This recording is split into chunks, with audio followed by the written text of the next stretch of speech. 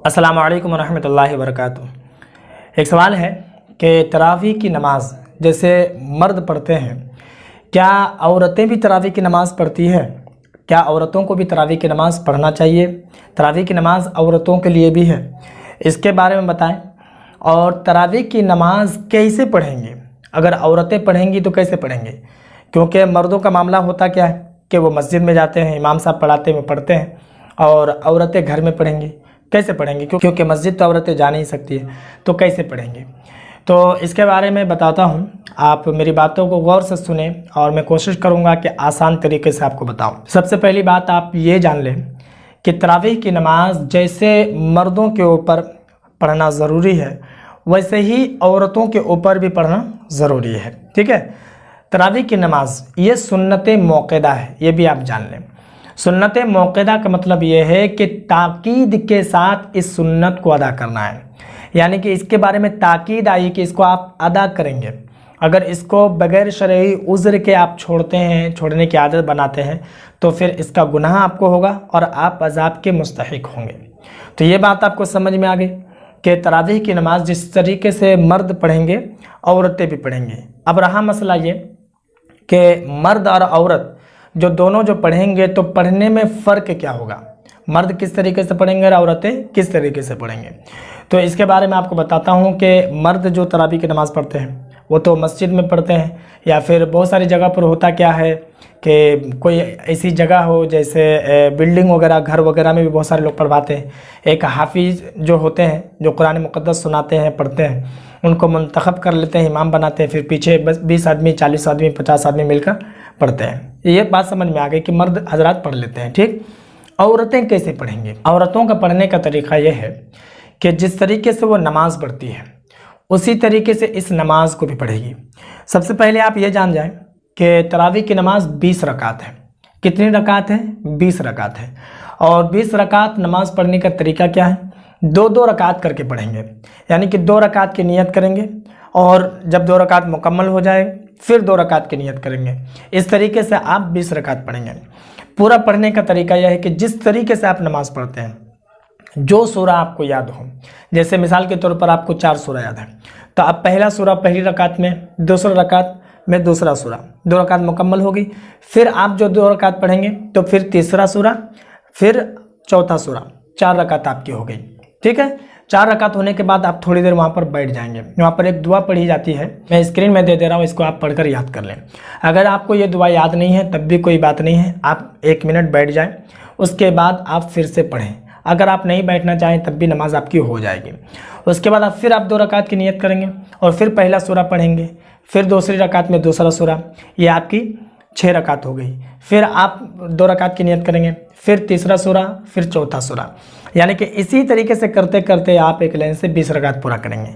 और अगर आपको 10 सूरा याद है तो फिर बहुत अच्छी बात है। तो 10 सूरा याद है तो आप एक तरफ से एक रकात में एक सूरा, फिर दूसरे में दूसरा सूरा, फिर तीसरे में तीसरा सूरा, चौथे में चौथा, पाँचवें में पाँचवां सूरा, छठे में छठा सूरा, इस तरीके से पढ़ते हुए चले जाएंगे 2-2 रकात करके। जब 10 सूरा आपके चले ख़त्म हो जाएंगे तो 10 रकात आपकी हो गई। फिर आप शुरू करेंगे पहली रकात से, यानी कि 11वीं रकात से, उस तरीके से 20 रकात मुकम्मल आपकी हो जाएगी। मतलब सीधी सी बात यह है कि और नमाजें जैसे पढ़ते हैं वैसे ही आपको पढ़ना है। इसके अलावा अगर आपको 1 सूरा याद है तो आप हर रकात में 1 ही सूरा पढ़ेंगे। 2 सूरा याद है तो आप वही 2 सूरा पढ़ेंगे, 1 रकात में 1 सूरा, दूसरे में दूसरा सूरा, फिर 1 रकात में 1 सूरा, फिर दूसरे में दूसरा सूरा, यानी कि जो सूरा याद आपको है उसी तरीके से आप पढ़ते हुए चले जाएंगे। 20 रकात मुकम्मल पढ़ेंगे।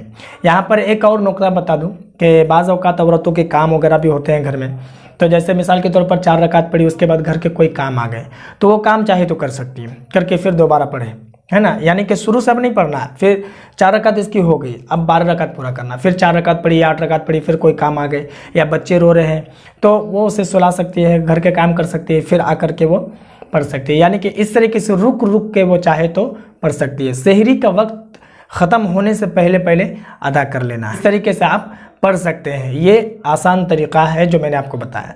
और बाकी अगर आप एक लाइन से पढ़ना चाहते हैं तो ये फिर बहुत अच्छी बात है कि आप एक लाइन से पढ़ लें 20 रकात, तो उसके बाद आप आराम करें।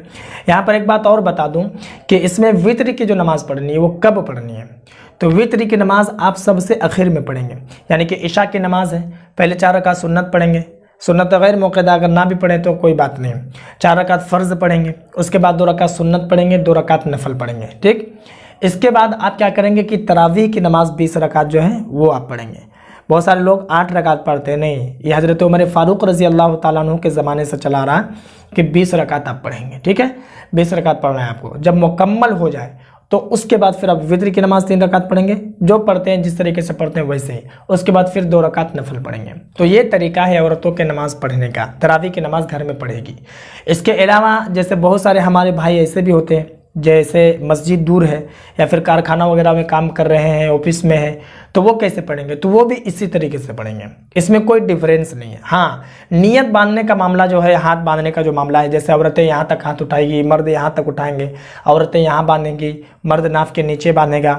रुकू में औरतें सिर्फ हल्का सा झुकेगी, जैसे हाथ घुटने तक पहुँच जाए, और मर्द बिल्कुल सीधा हो जाएगा। सजदा जो मर्द करेगा जैसे तरीका है वो करेगा, पेशानी और नाक कि नरम हड्डी ज़मीन पर बिल्कुल जम जाना चाहिए, औरतें सिमट कर करेगी। तो ये जो तरीक़ा है, जो मुख्तलिफ़ तरीक़ा है औरतों का और मर्द का, तो ये तमाम नमाज़ों के लिए। लेकिन तरावी की नमाज़ पढ़ने का जो तरीक़ा है, जैसे जो जो चीज़ें पढ़ी जाती है वो सेम है, यानी कि मर्द भी वही पढ़ें और औरतें भी वही पढ़ें और उसी तरीके से पढ़ें। बस ये है कि मर्द जमात से चाहे तो पढ़ सकता है, अकेला चाहे तो पढ़ सकता है, लेकिन औरतें जमात से नहीं पढ़ सकती, अकेला अकेला पढ़ेंगी, क्योंकि औरतों के लिए जमात करना ये मकरूह तहरीमी है। अगर वो जमात कर दी है तो इसका गुनाह उसको होगा। तो मैं उम्मीद करता हूँ कि मेरी बात आपको समझ में आ गई होगी। इस वीडियो को जितना हो सके लोगों में ज़रूर शेयर कर दें, सदक़ा जारिया समझ कर करें, ताकि इसका सवाब आपको भी मिलेगा। क्योंकि बहुत सारे लोग ऐसे हैं जो नहीं जानते हैं, तो आपके ज़रिए से वो जान जाएंगे। तो जितना हो सके लोगों में ज़रूर शेयर करें। और बाकी अगर आपके मन में कोई और सवाल हो तो आप कमेंट पर ज़रूर बताएँ।